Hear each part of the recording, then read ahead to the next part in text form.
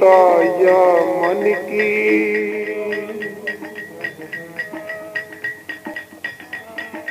ऐसी मूढ़ताया मन की, परिहरि राम भक्ति सुर सरिता, ये तो आस करत ओस कन की। परिहरि राम भक्ति सुर सरिता, ये तो आस करत ओस कन की। धूम समूह निरख चातक जो, धूम समूह निरख चातक जो,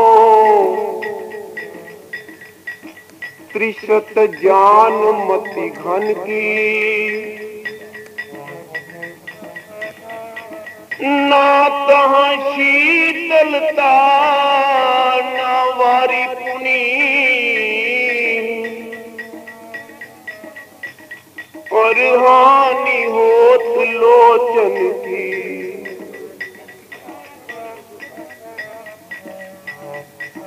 ज्यों गज कांच बिलोक सेन जड़, छाह आपने तन की।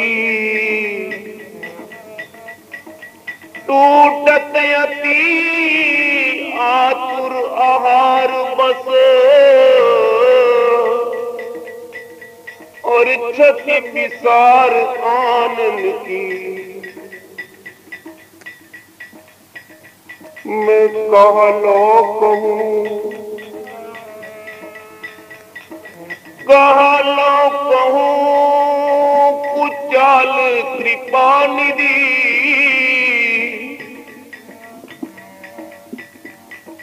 जानत हो मति जन की, तुलसीदास प्रभु हरो दुसह दुख।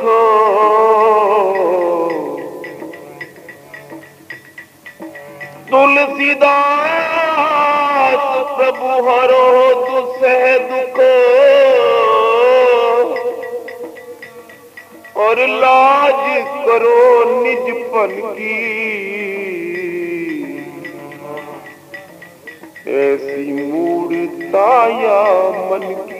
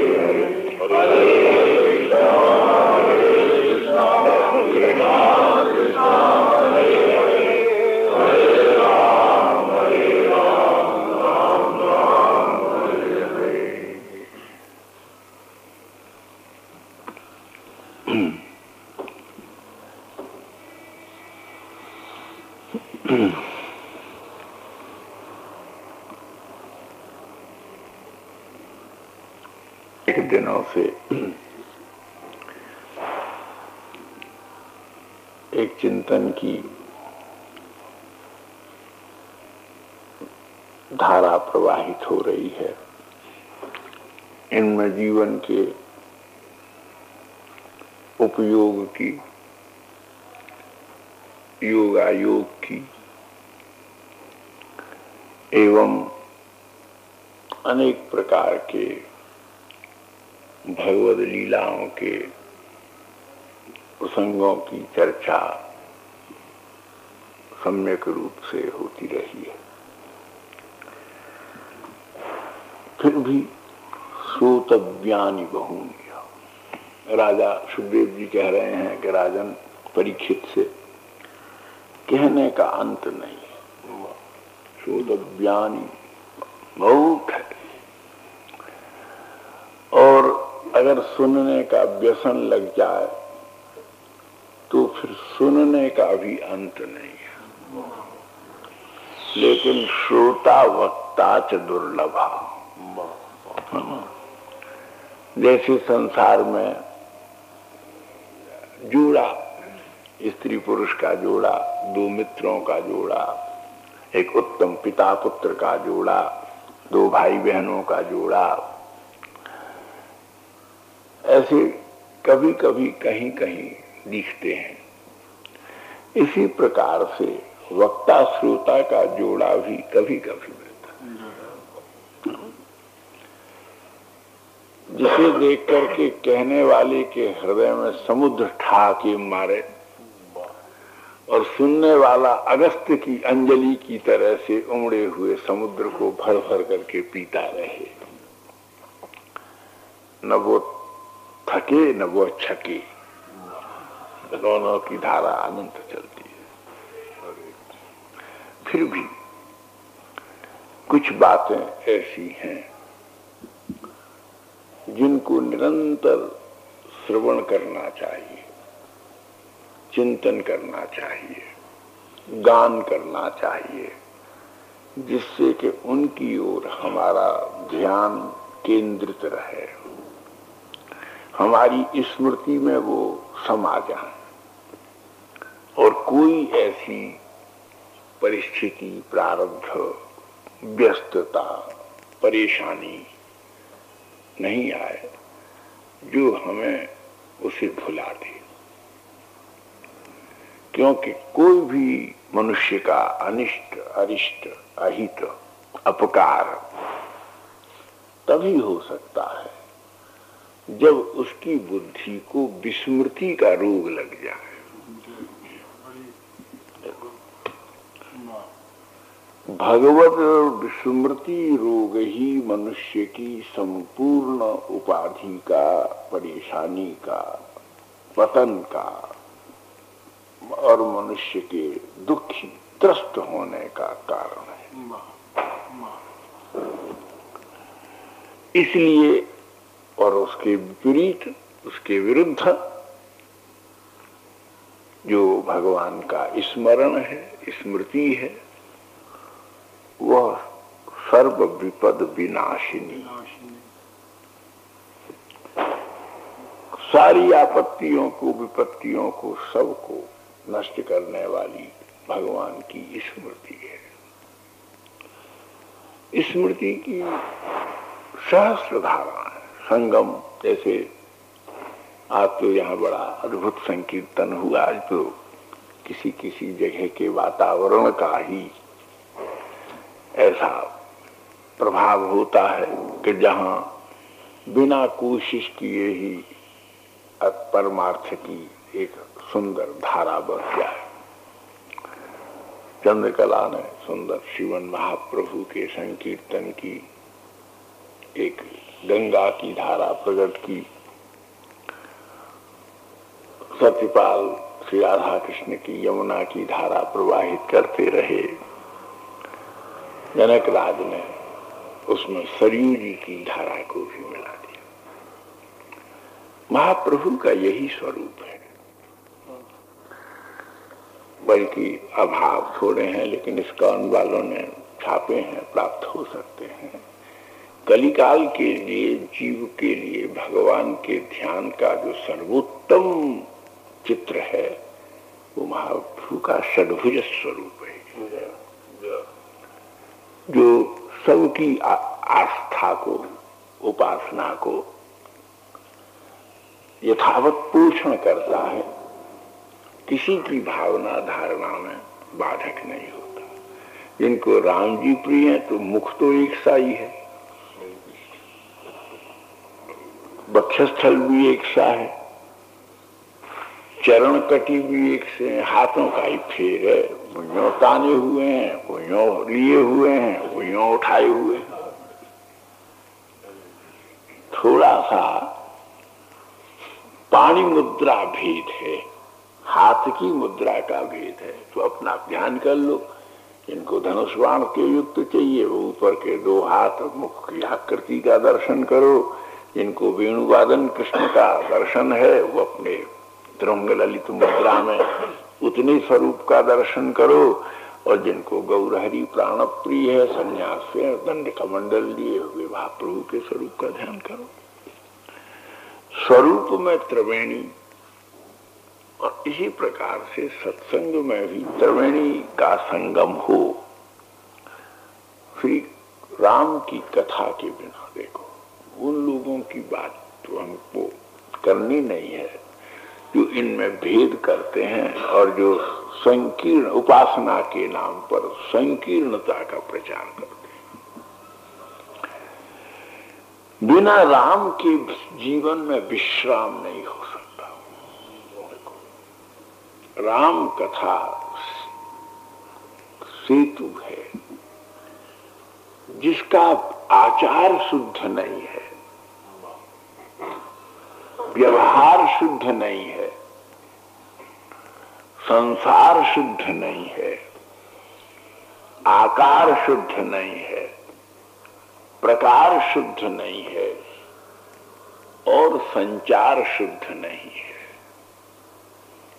वो जिस भी धारा को लाएगा, जिस भी रस को लाएगा, उसके पात्र के दोष से वो सारा रस दूषित हो जाएगा, उसमें प्रदूषण पैदा हो जाएगा। और आचरण की शिक्षा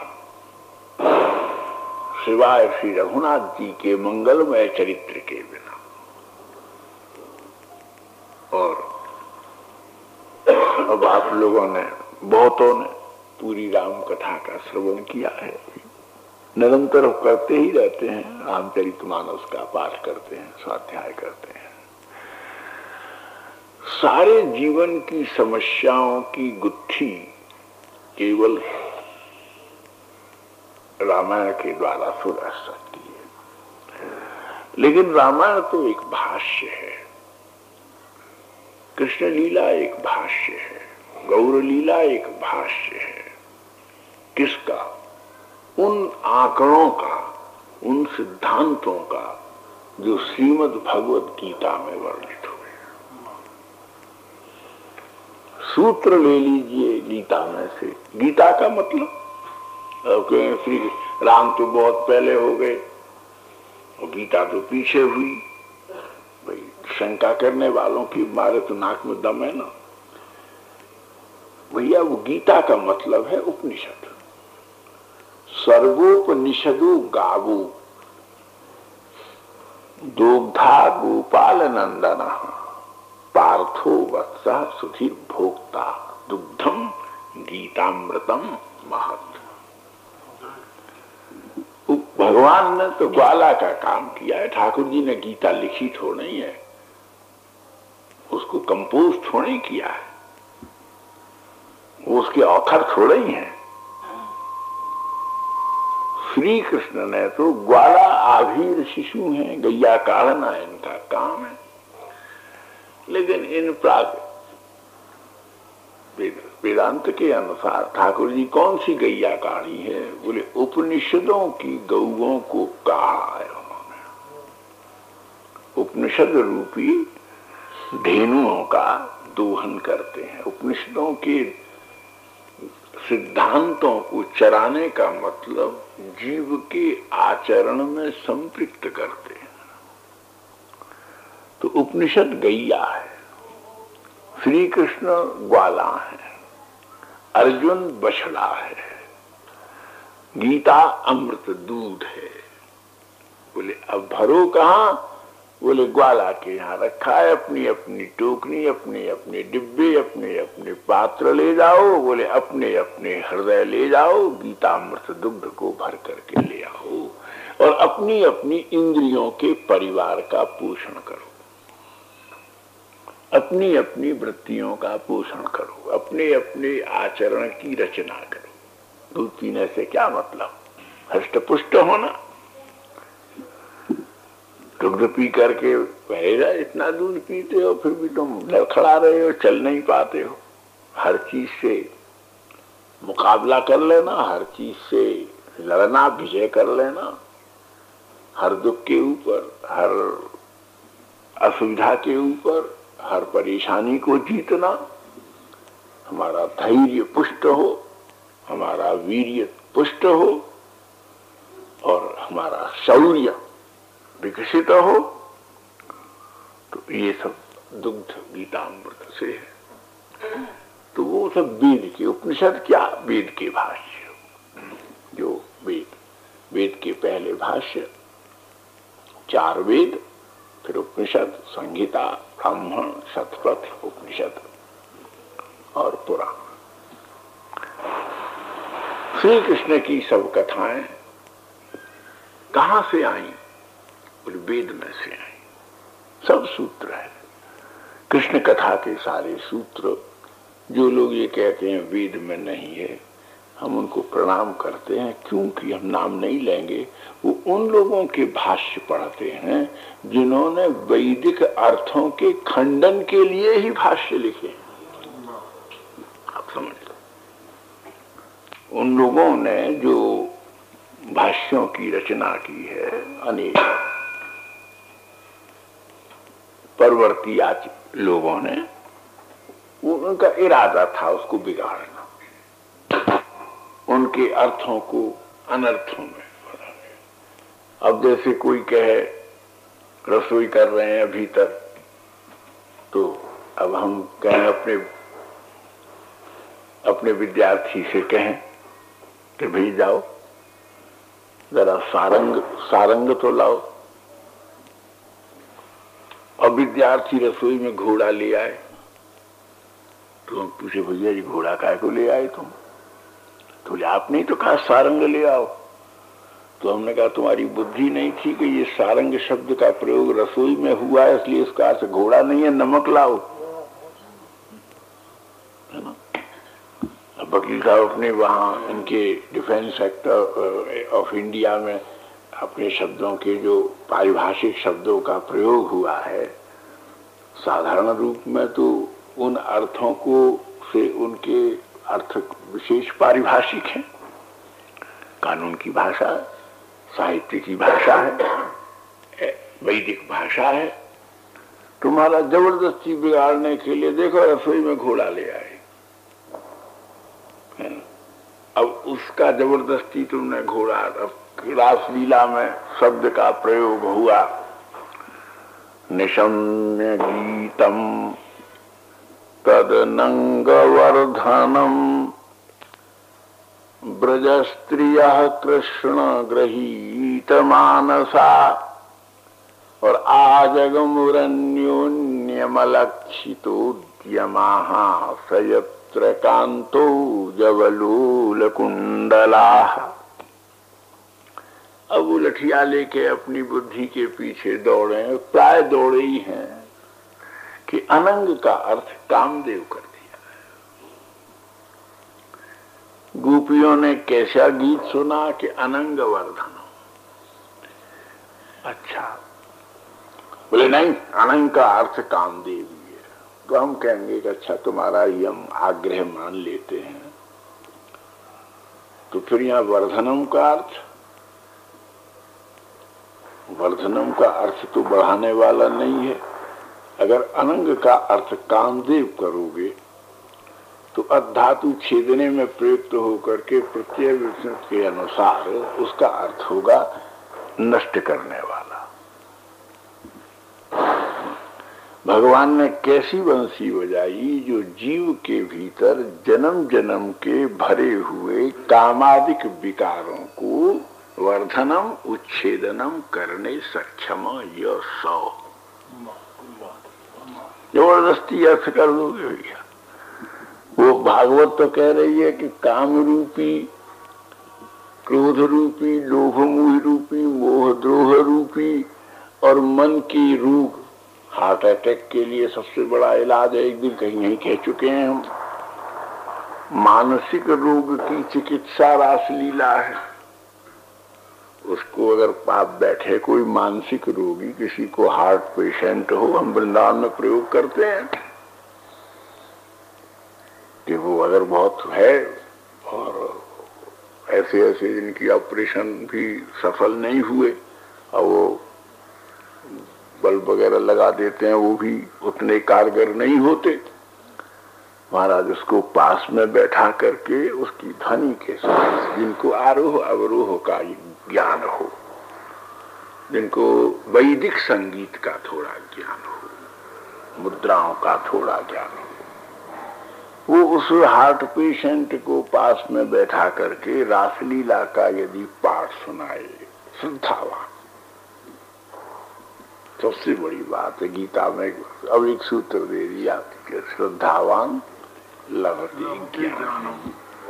भक्ति में के सिद्धांत कर दिया श्रद्धानम दर्श्य। श्रद्धा लक्षण सिद्धांत में कह दिया आदौ श्रद्धा, है ना। तो श्रद्धा भूमि है। कोई कहे कि हम तो एक हॉस्पिटल बनाना चाहते हैं, बनाओ। उन्होंने कहा हम तो एक टेम्पल बनाना चाहते हैं, बनाओ। उन्होंने कहा हम तो एक कोठी बनाएंगे, बढ़िया बनाओ। और वो कहता है हम तो एक बढ़िया लाइब्रेरी बनाएंगे, वो कहता है नहीं हम तो एक कसाई खाना बनाएंगे, हम तो बूचड़ खाना बनाएंगे, वो कहता है हम तो और कुछ गंदा बनाएंगे। अच्छे से अच्छे बनाने वाला और बुरे से बुरे बनाने वाला, दोनों के सामने प्रश्न एक ही है, क्या तुम्हारे पास जमीन है? लैंड के लिए तुमने इंतजाम किया है? और वो चाहे हॉस्पिटल बनाने वाला हो और चाहे वो बूचड़ खाना बनाने वाला हो, दोनों के जमीन तो नहीं है। अच्छा, तो सरकार पूछेगी क्यों, सेकुलर स्टेट है। हाँ, मगर धर्म से निरपेक्षता की बात तो देखो संगति नहीं है, जबरदस्ती का अर्थ है। वो बात बड़ी ऊंची है। सेकुलरिज्म का मतलब धर्म निरपेक्षता नहीं है। और बड़े बड़े अंग्रेजी पढ़े लिखे भी उसका वही अर्थ कर देते हैं। उस धर्म को क्यों अड़ाते हो? संस्कृत के शब्द को बिना जाने इसमें क्यों अड़ाते हो?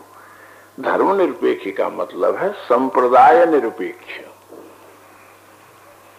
है ना। अभी तो बड़े बड़े अंग्रेजी के विद्वान बैठे हुए हैं। संप्रदाय निरपेक्ष राष्ट्र को होना बहुत जरूरी है। लेकिन अगर धर्म निरपेक्ष हो जाएगा तो इस्लाम धर्म भी गया, ईसाई धर्म भी गया, हिंदू धर्म भी गया, बौद्ध धर्म भी गया, जैन धर्म भी गया। नहीं, इनमें किसी धर्म में हमारी दस्तंदाजी नहीं है। लेकिन राजनीतिक काम में हम संप्रदायों को टकराने नहीं देंगे। अपनी अपनी संप्रदाय के अनुसार अपनी अपनी उपासना करो, राजनीति को इससे कोई मतलब नहीं है। तो संप्रदाय निरपेक्षता सापेक्ष है, उसके लिए धर्म निरपेक्षता कहना थोड़ी सी भाषा विषय के ज्ञान की कमी के कारण से ही है। तो सेकुलरिज्म तो ठीक है, लेकिन उसके लिए संस्कृत का भी पूरा ज्ञान नहीं होगा तो प्रॉपर ट्रांसलेशन कैसे कर सकोगे? धर्म शब्द का अर्थ तो प्रेम है, धर्म शब्द का अर्थ तो स्वभाव है। संस्कृत में धर्म शब्द का अर्थ रिलीजियन हमने तो नहीं पढ़ा। धर्म शब्द का अर्थ तो कोई फिरका नहीं है। धर्म शब्द का अर्थ कोई उपासना भी नहीं है। धर्म शब्द का मतलब है कि मनुष्य का शाश्वत स्वभाव। और शाश्वत स्वभाव का क्या मतलब है? एक ही शब्द है जिसको हिंदू मात्र कहते हैं। अगर तुम कहो कि सेकुलरिज्म का अर्थ धर्मनिरपेक्ष है तो उसका अर्थ ये होगा कि आनंद रहित, आनंद रहितता। इसमें हम किसी को सुखी नहीं रहने देंगे, हम किसी को आनंदित नहीं रहने देंगे, क्योंकि धर्म शब्द का अर्थ आनंद है। इसलिए हम बराबर बोलते हैं सच्चिदानंद, है ना। भगवान को कहते हैं सच्चिदानंद स्वरूप है। भैया आओ सच्चिदानंद। अद्वैतवादी तो आपस में बात करे, आइए सच्चा आओ सच्चिदानंद आओ। यानी सत्य चित्त बुद्धि अंतःकरण, अब इनके दो हैं, यहाँ चित्त है और यहाँ मन है। और तो अगर बुद्धि इधर चली गई तो संसार है, और यदि बुद्धि इधर चली गई तो ठाकुर जी, परंतु बुद्धि चमत्कारणी हो, वो मन को कह चल तू भी चल मेरे संग। अरे भाई मुझे नहीं जाना, अरे मैं ले चलूंगी, तू मेरे संग चल। मन बुद्धि को नहीं ले जा सकता, बुद्धि मन को ले जा सकती है। इसलिए सब जगह जो सत्संग करने की बात, उपासना करने की बात, कीर्तन करने की बात, इसका मन से कोई संबंध नहीं है। उपनिषद ने कहीं नहीं कहा कि इसका संबंध मन से है, इसका संबंध बुद्धि से है। तुम मन की परवाह मत करो, तुम इस बुद्धि को अपने अनुकूल करो। ये बुद्धि अपने आप मन को समेट करके लक्ष्य में ले आएगी। ये भारतीय अपनी उपासना की एक विधा है। इसलिए सत्संग का सब जगह गीता में रोज ही तो कहते हैं, मय्ये वो मन आधत्सु। अरे तो मन को छोड़ो यार। ग्वाला को रोज तुम पैसा देते नहीं, हमारी गैया को चराने ले जाना, भैया जी बड़ी मरखनी है ना कि इसकी आदत ठीक करना। ये दूध चढ़ने के समय लात मारती है, सींग मार देती है, घर में बड़ा उधम करती है, बड़ा मुश्किल है, भैया जरा इसको ले जाया कर, चराया कर। तू तो बहुत सी गैयाओं में कोई अच्छी सीधी गैया के बीच में इसको रख करके इसकी आदत में थोड़ा सुधार कर। इसलिए ठाकुर कहते हैं मैं ग्वाला इसीलिए हूं कि तुम इस गैया को मन को ठीक नहीं कर सकते। ये तुम्हारे काबू की बात नहीं है, तुम्हारे बस में आने वाला नहीं है। इसकी सब बात तो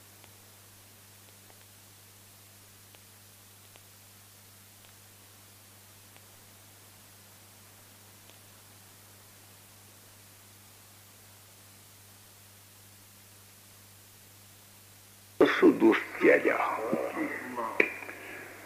आप कहो तो मैं पवन को पकड़ लूं, आप कहो तो समुद्र को रोक दूं।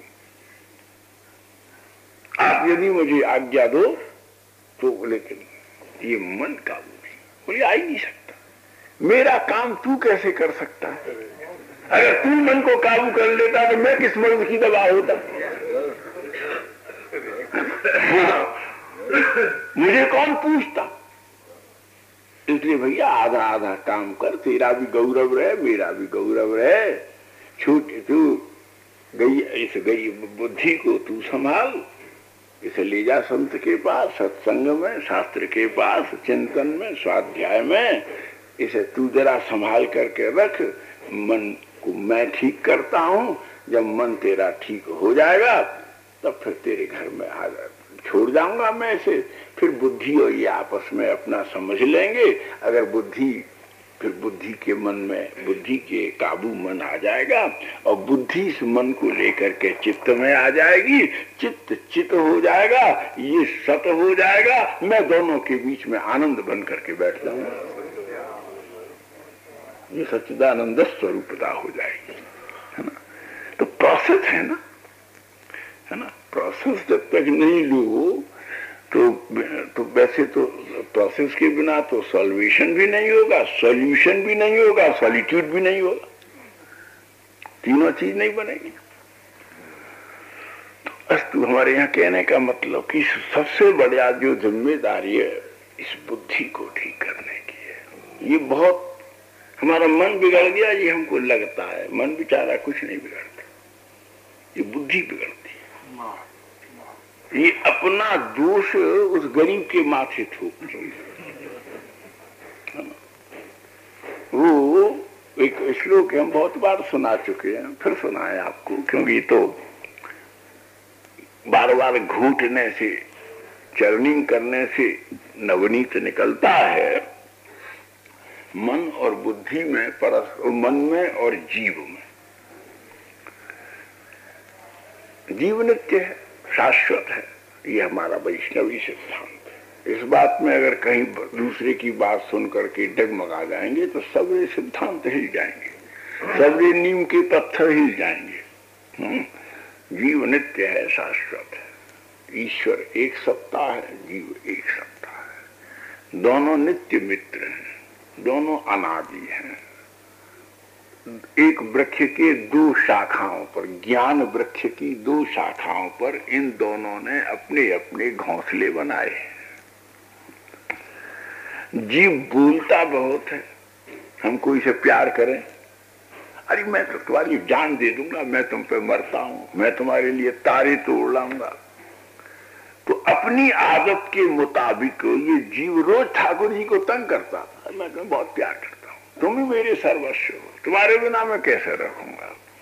ठाकुर जी ने कहा तू कर, मुझे कोई आपत्ति नहीं है, जितना कर सके कर। ये कहता क्यों है तू बता क्यों मैं तुम्हें बहुत प्यार करता हूं। पर वो आदत अपनी हैबिट से मजबूर। ठाकुर जी ने संकल्प किया, एको हम भविष्य, और संकल्प करके आज चलना सेल करने चले। तब एक निमाइश लग रही है, चल तुझे एक तमाशा दिखा ला है, निमाश करेगा। अब वो गया तो जीव को कहा, बड़ी बड़ी रूपवती स्त्री, बड़े बड़े सुंदर बच्चे, बड़ी बड़ी कोठियां कैसे कैसे डिजाइन की, उनमें लगे हुए कैसे कैसे डिजाइन की टेलीविजन और फ्रीज और महाराज दूसरे दूसरे लग्जूरियस सो ऐसी अट्रैक्शन। बड़ा अच्छा, वहां तो मैं घोंसले में बैठा रहता हूँ, खाली तो मैं देखता हूँ, यहाँ तो बड़ी रौनक है, बड़ी रंगत है। तो ठाकुर जी वहां बीच में अंतर ध्यान हो गए, और बीच में अंतर ध्यान हो गए। अब जीव तो एड्रेस अपना पता भी नहीं भूल गया। ये कहा किस गांव के रहने वाले हो? मुर्रो है, मुझे तो याद नहीं है। कोई मोहल्ला याद है? कोई रिश्तेदार का नाम याद है? कुछ याद। महाराज अब इससे भटक रहा है आश्रय के लिए। किसी ने कहा हमारे घर में रह जाओ, तो सांप के घर में घुस गया। सूअर ने कहा हमारे घर रह जाओ, तो उसके घर में घुस गया। भैंस ने कहा हमारे घर रह जाओ, तो भैंस के घर में घुस गया। वेश्या ने कहा हमारे घर रह जाओ, तो उसके घर में घुस गया। घूमते घूमते 84 लाख योनियों में घूम आया। 84 लाख योनियों में घूम आया। ठाकुर ने कहा कहाँ गया? वैकुंठ से बड़े बड़े विज्ञापन निकले, हमारा जीव खो गया है, अगर कोई पकड़ करके ले आए तो हम उसको इनाम देंगे। रूच चूरों वो खोए हुओं की आती है ना टेलीविजन में, हाँ गुमशुदाओं की। हाँ महाराज गुमशुदा, अब गुमशुदा वैसा तो आ जाए, लेकिन गुमशुदा कहीं शादीशुदा हो जाए तो काहे को लौटेगा? वो तो लौटेगा ही नहीं, वो तो कहीं फंस गया। ये शादीशुदा हो गया। बोले किससे इसने शादी कर ली? बोले इसने शादी कर ली बुद्धि से। इसने बुद्धि से ब्याह कर, बुद्धि ने इसको लोभ दिया। आओ देखो कैसा महल है मेरा, लेकिन शर्त एक है कि तुम अपने घर नहीं जा सकते, मैया बाप के पास नहीं जा सकते। मैं डोली पे बढ़कर तुम्हारे घर नहीं जाऊंगी, तुम्हें यहीं रहना पड़ेगा मेरे आखिर, घर जमाई बन करके उनको यहाँ रहना पड़ेगा। यहाँ बड़ी कोठी बढ़िया है, बड़े महल हैं, बड़े पलंग लगे हुए हैं, बड़े दरवाजे हैं, हाथी घोड़े हैं, पालकी, पहले तो मोटर गाड़ी नहीं होती। रह गया। फिर भी बुद्धि को बड़ा डर था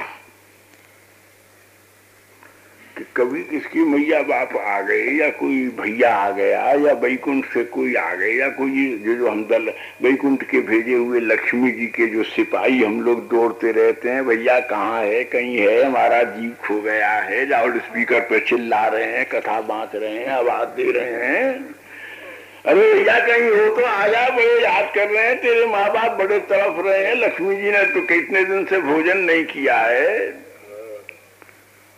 महाराज भले नहीं तो भद्दी ने कहा कि अरे जो सबरे लंगोटी वाले और जिस कपड़ा लगे हुए जो घूम रहे हैं, उनकी नजर जीप पर पड़ गई, तो ये तो ले जाएंगे अपने घर, मैं वहीं रह जाऊंगी। तो इसने क्या किया, खूब इसको नशेबाज बनाया, खूब पिलाना शुरू किया। बोले क्या पिलाया? बोले बढ़िया विलायती पिलाई, जिसका नशा ही नहीं उतरता। अब वो क्या है? बोले पीत्वा मोहमयी प्रमाद मदिराम भूतम लगते।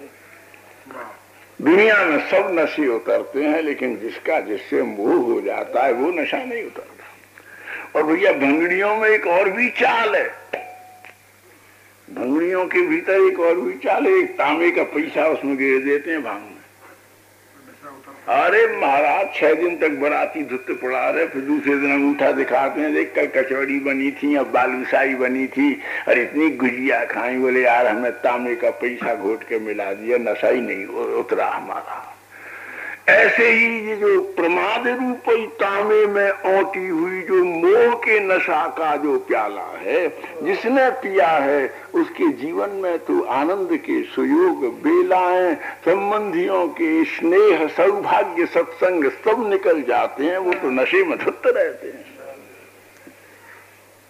वो तो पिट रहे हैं, ठोकरें खा रहे हैं, फिर भी चारपाई अपनी पौली में ही बिछाए हुए पड़े हुए हैं, खांस रहे हैं, थूक रहे हैं। बोले चलो नारद जी जैसे आए यार, यहाँ पड़े हो तुम, ढूंढते ढूंढते मर गए, तीनों लोक में बीना बजाते बजाते घूम रहे हैं, कहीं हो तो आ जाओ। बोले कहीं यहाँ पड़े हो? बोले हाँ। बोले चलो तुम्हें बुला रहे हैं। बोले नहीं आइए। कैसे? बोले हमारी है यार ने छोटा सा अभी ब्याह हुआ है मुंडे का, उसके ने एक छोटा सा बच्चा तो हो जाने से यार, तरफ रहे अभी चलो आगे, तुम तो पागल की तरह से। अच्छा तो थोड़ी दिन में आ जाएंगे हम, हो जान दो, एक बच्चा हो जान दो। फिर एक बढ़िया पवित्र हुआ। बोले आप चलो। बोले चलो तुम्हारा क्या पड़ रहा है? देखिए बड़ा हो गया, इसका कंसीदन करेंगे, इसका मुंडन करेंगे, इसका जंजू करेंगे, फिर इसकी जरा शादी भी तो करनी पड़ेगी ना सानू,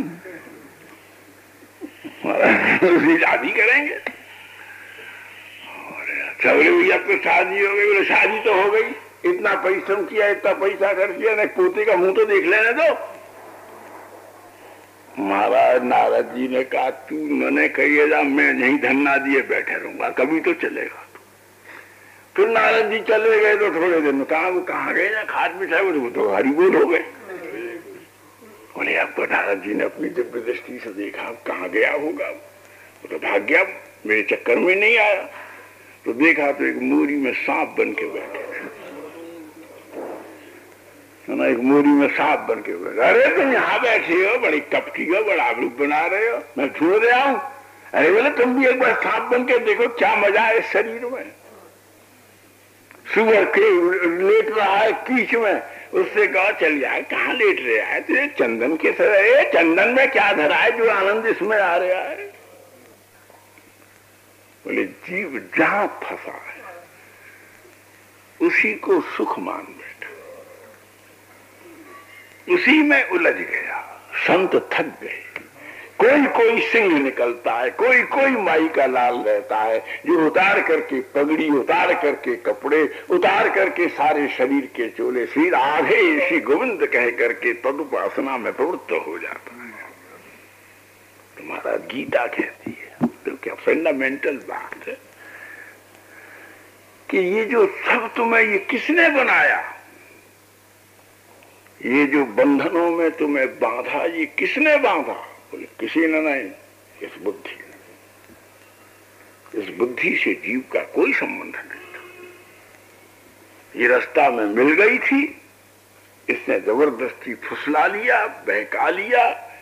एक दूसरी उसको रूपकत्व ने कहा, एक स्त्री की तरह से मीठी बोली बोल के, नाच के, गा के, शहर करके इसने फंसा दिया। परंतु फिर भी अब उस बुद्धि में भी कई भेद होते हैं। जिनकी बुद्धि में थोड़ा संस्कार है, जिनकी बुद्धि में थोड़ी सात्विकता है, जिनकी बुद्धि में माता के दूध से थोड़ी सी श्रद्धा की अमृत राशि मिली है, ये अमृत मन को नहीं मिल सकता, ये अमृत बुद्धि में ही मिलता है। उस बुद्धि को सत्संग में फुसलाया जा सकता है। क्यों बांध रही है, क्यों इसका जीवन बर्बाद कर रही है? एक है ना, कोई ना कोई स्त्री रख ली इधर उधर की, और घर में अच्छी पत्नी है, वो कहे भैया काय को पड़ा हुआ है, दुख पा रहा है, चल इसको भी निभा लूंगी मैं, इसको भी लिया। तो ऐसे ही अंतःकरण की जो परावृत्ति है, चिति, जिसमें परा विद्या के पोषण का प्रकाश है, उसने बुद्धि से कहा ले तू मन को भी लिया, मैं कुछ नहीं कहूंगी, इसके साथ तू रह जाना। और बुद्धि ने समझ करके इस मन को साथ लेकर के, मन नहीं जा सकता, देखो, मन नहीं ठीक हो सकता। बुद्धि मन को किसी तरह से बहका करके, फुसला करके, समझा करके, किसी धोखे से कैसे भी वो यदि अंतःकरण तक ले आए, तो अंतःकरण में जब मन बुद्धि के साथ पहुंच करके उस ऐश्वर्य का दर्शन करेगा, तो उसमें स्वयमेव एक परिवर्तन आएगा और वो चित्त बन जाएगा और चित्त में चिति का उन्मेष हो जाएगा। बुद्धि चिति में परिणति प्राप्त कर लेगी। तब जब दोनों की ये संगति बनेगी, तब आनंद का स्रोत फूट पड़ेगा, सृष्टि का प्रलय हो जाएगा, ब्रह्म वैकुंठ की प्राप्ति हो जाएगी। ये वेदांत है, ये सांख्य विनियोग। इसलिए हमको कहने की इसलिए जरूरत पड़ी कि मनुष्य को जैसे बने वैसे, जिस पद्धति से बने, अपनी बुद्धि को देखो। हम एक बात कहते हैं, अगर घर की नारी बिगड़ गई तो खानदान डूब जाएगा। बड़े बड़े बलिष्ठ 1000 पुरुष भी उस घर को नहीं संभाल सकेंगे। जैसे पूर्णिमा का महत्व क्यों है? अभी शरद पूर्णिमा गई, अब फिर कार्तिक शुक्ला पूर्णिमा आएगी। पूर्णिमा का महत्व क्यों है कि उस दिन के चंद्रमा की बड़ी प्रचंडता होती है। चंद्रमा जब उदय होता है, उस समय सूर्य अस्त होने के समय ठीक उसके सामने होता है। समानांतर रेखा में दोनों होते हैं और उस समय सूर्य उस चंद्रमा के द्वारा घबराता है और 1000 अपनी किरणें प्रकट करता है। पूर्णिमा की चंद्रमा की भी ऊर्जस्विता होती है और अस्तंगत सूर्य की भी ऊर्जस्विता होती है। उसकी 1000 उस समय दिव्य दीप्त किरणावली प्रकट होती है और वो गदार हाथ टेक करके थोड़ी देर रुकना चाहता है, लेकिन पूर्ण चंद्रमा के विरोध में आने पर वो सस्ताचल की गोलक में लुढ़क करके गिर जाता है, क्योंकि चंद्रमा ठीक विरुद्ध दिशा में है। ऐसे ही माया की पूर्णिमा के चंद्रमा की दीप्ति होने पर बड़े से बड़े जीव के अंतर के तत्व ज्ञान का सहस्र किरणीय प्रकाश होने पर भी वो आसक्ति के गर्क में लुढ़क जाता है। ये पूर्णिमा का संदेश, ये पूर्णिमा की एक अनुवृत्ति, आध्यात्मिक पर अनुवृत्ति है। इसलिए बंधुओं, सांध्य सत्संग में और जिसमें सब विद्वज्जनों का, पढ़े लिखे ज्ञानी महान भावों का संवित दर्शन है। हर मुमकिन चेष्टा मन से पूछो, मन से, समुद्र से, मन का स्वरूप क्या है? हम कई बार निवेदन कर चुके हैं। मन का स्वरूप, मन का जो एक सामने रिफ्लेक्शन जो है ना मन के, वो है समुद्र, ओशियन, एक सी। आप मेरिन ड्राइव पर, नरीमान पॉइंट पर, या मद्रास बीच में, या जगन्नाथ जी में, या द्वारका अरब महासागर में, वो तो बहुत तरंगित है, बहुत भयंकर है। द्वारका जी का समुद्र तो बड़ी बड़ी ऊंची तरंगें उठती है, इतनी बड़ी बड़ी मछली है कि वो आदमी को सावत निकल जाए। द्वारका के समुद्र में नहाना बहुत कठिन है। वो हिंद महासागर शांत है, अरब महासागर बहुत कठिन, बहुत तरंगित और उद्वेलित है। महाराज हम तो बड़े डर, अब तो खैर पुल बन गया होगा, नहीं तो नाव पे जाना था, वो मछलियां यूं मुंह फाड़ कर नाव पर रख देती, बड़ा भयंकर। तो अरब महासागर है। तो तुम देखो उसको, अरेबिक सी को, कैस्पियन सी काला है, लेकिन ये देखो तो महाराज, और गंभीरता से हाथ जोड़ करके देखो। ये मन को दर्शन करने की विधि बताई है तंत्र शास्त्र में। तंत्र शास्त्र में विधि बताई है कि अगर आप अपने मन को देखना चाहते हो तो बद्धांजलि सागर के तीर पर बैठ के देखो। एक 7 दिन पर्यंत समाहित चित्त से अवलोकन करने पर तुमको तुम्हारे मन से साक्षात्कार हो जाएगा। वो मंत्र हमसे पूछना पड़ेगा, अपनी मनगढ़ंत पद्धति से नहीं। मन का साक्षात्कार हो जाएगा, फिर मन से बात करना। मित्र, मन कहेगा, कहो मित्र आज कैसे मुझे याद किया तुमने। दूर से देखो मन कितना महान है, कितना गंभीर है, कितना तुम्हारे अनुकूल है, तुम्हारे साथ पैदा हुआ है, तुम्हारे साथ मरेगा। कोई साथी नहीं है, जो सब यही मिले हैं यही बिछुड़ जाएंगे। सब रास्ते के दोस्त हैं जो रास्ते में बिछुड़ जाएंगे। एक मन साथ आया, मन साथ जाएगा, जिसको मित्र बुरा कहते हैं। तो मन से पूछा, मित्र तुम, मन ने कहा कि देखो तुमने जितने सदा दोष मेरे ऊपर थोपे हैं मैं चुपचाप सहता आ रहा हूं। अजी मन ऐसा है, मन ने ये किया, अजी मन की बात है, क्योंकि मेरा कोई संबंध नहीं।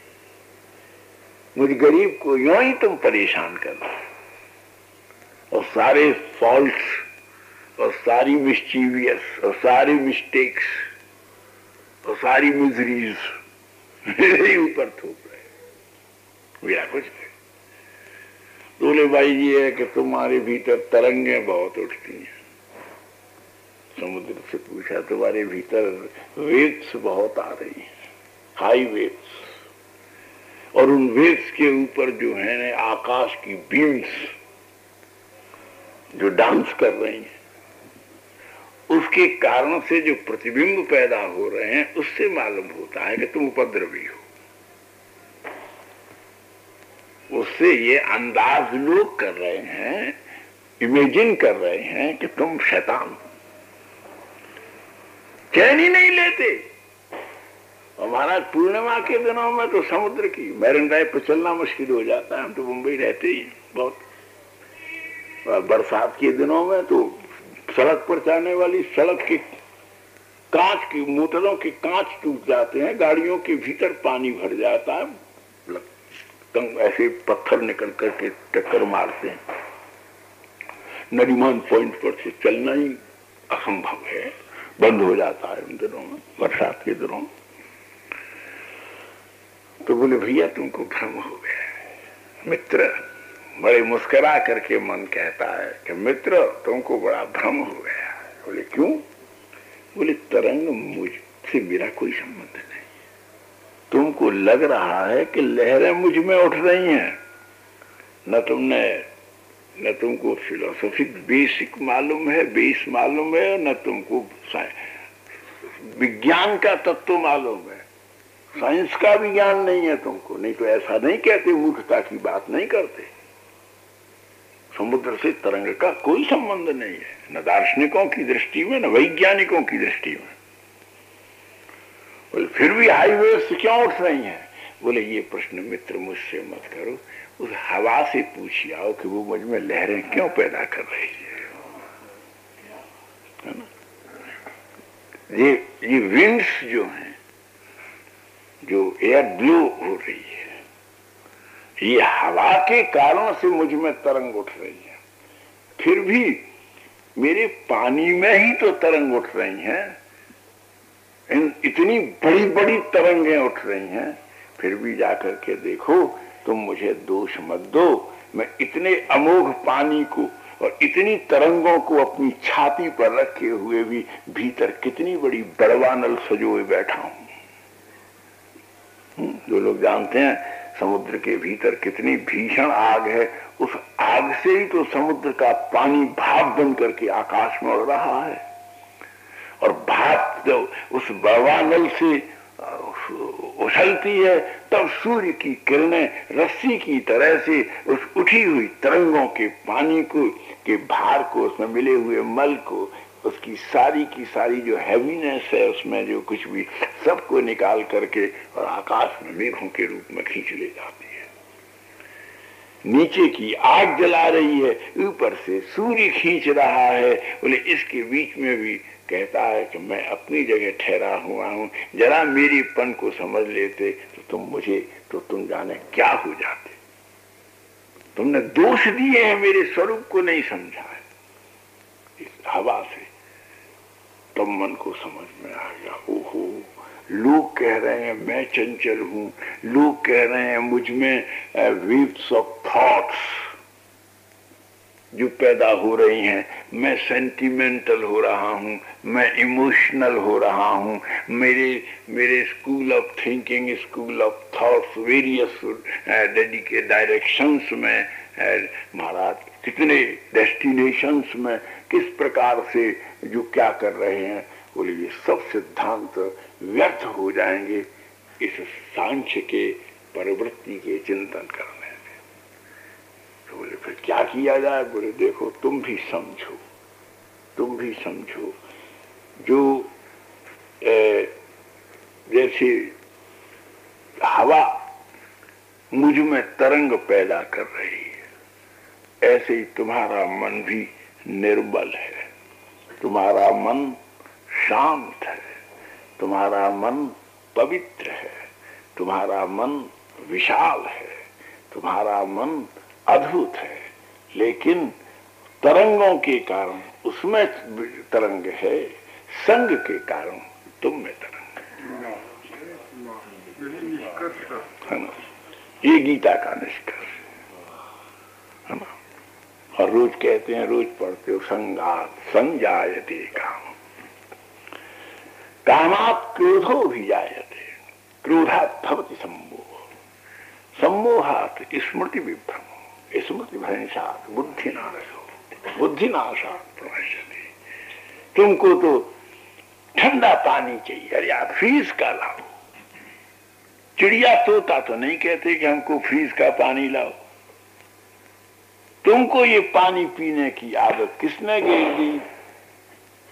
उन संग वाले लोगों ने उस गरीब को बिगाड़ दिया है, जिसको अपनी घर की गागर का पानी अच्छा नहीं लगता। वैसा पत्थर का तकिया लगा करके सोता था, लेकिन उस बड़े आदमियों के संग से डुनलव के गद्दे भी चोते हैं और महाराज वो तकिए भी चोते हैं, और वहां भी चैन नहीं पड़ता है। इसलिए जो व्यसन हुए हैं, जो आदतें हुई हैं आज, और उनमें निश्चय नहीं आज है कल नहीं है। भैया भगवान सबका मंगल करे, लेकिन इसको किसने देखा है और कौन चुनौती दे सकता है? अवश्यमेव भोक्तव्यम कृतम कर्म शुभाशुभम लिखितमपि ललाटे प्रोज्झितम कस्तम अर्थ। भाग्य कर्म बलवान मुनयो, कुछ नहीं, केवल पैर में जो दर्द हो रहा है ना, तो दर्द को दूर करना किसी गोली का दम नहीं है, वो समय ही दूर कर सकता है। लेकिन मॉर्फिया का इंजेक्शन लेकर के या कोई टेबलेट्स लेकर के जो पेन रिमूव कर सके, वो उस जगह को सुन्न करता है। वो पेन दूर नहीं हुई है, that has not been removed, but we are not feeling it at present. हमारी फीलिंग दूर हो गई है। तो बोले भैया ये थोड़ी सी गोली इस पैर के दर्द को अगर सुन करके अनुभव नहीं होने देती, तो ये हरे कृष्ण कृष्ण कृष्ण हरे हरे, हरे राम राम राम हरे हरे, ये प्रारब्ध को दूर नहीं करेगा। लेकिन प्रारब्ध और काल और संग की होने वाली पीड़ाओं का अनुभव नहीं होने देगा।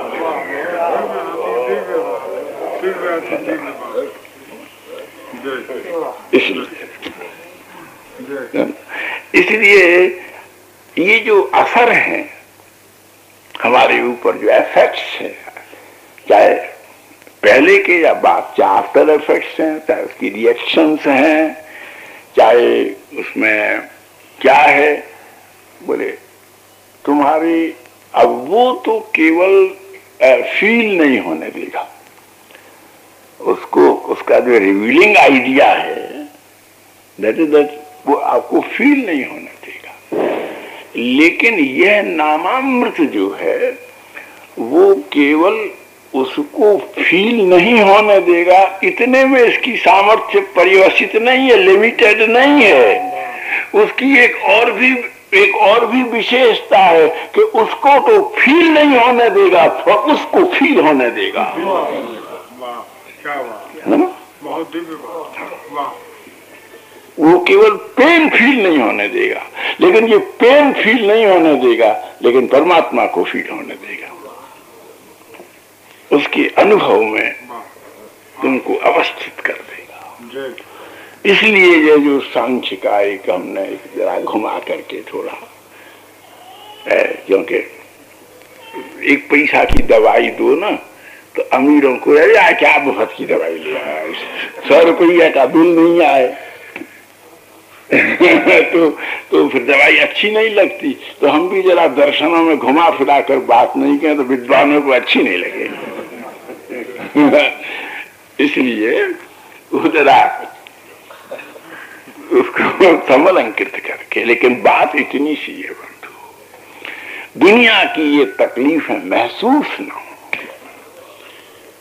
हमारा मूड ऑफ न कर दें, है ना, हमारी कंसंट्रेशन को न तोड़ दें, हमारा मेडिटेशन अपना यथार्थवत चलता रहे, है ना, हम मेटलिस्टिक न हो जाएं, स्पिरिचुअल बने रहें। ये इस देश की पुकार है। ये देश ये चाहता है कि हम हर वक्त स्पिरिचुअल का मतलब कि हम कोई भी छोटी है, बुरा है, कोई भी दोषपूर्ण है, ये दृष्टि हमारी न रहे। क्यों ना इस दृष्टि पर हम रहें कि जो कुछ है वो भगवत रूप है। ये स्पिरिचुअलिज्म है। पूज्यपाद महाराज जी के द्वारा बुद्धि का और मन का जो भी विवेचन हुआ है, आप कह रहे थे और मैं शत शत प्रणाम कर रहा था आपके चरणों में, शत शत प्रणाम कर रहा था।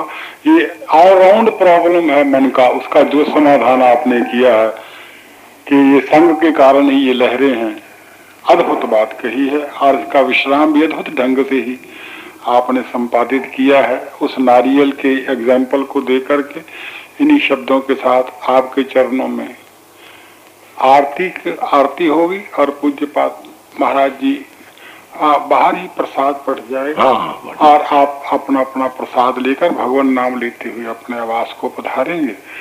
जो कुछ महाराज श्री ने कहा है, आज उसको सोने से पहले इसका थोड़ा मनन कर ले तो आपको बहुत आनंद आएगा। गैया चारा चर लेती है, लेकिन उसके बाद जो उसकी दिवाली करती है, उसको बड़ा आनंद होता है। उसना पानी में नहीं होता चारे का जितना जुगाली में होता है।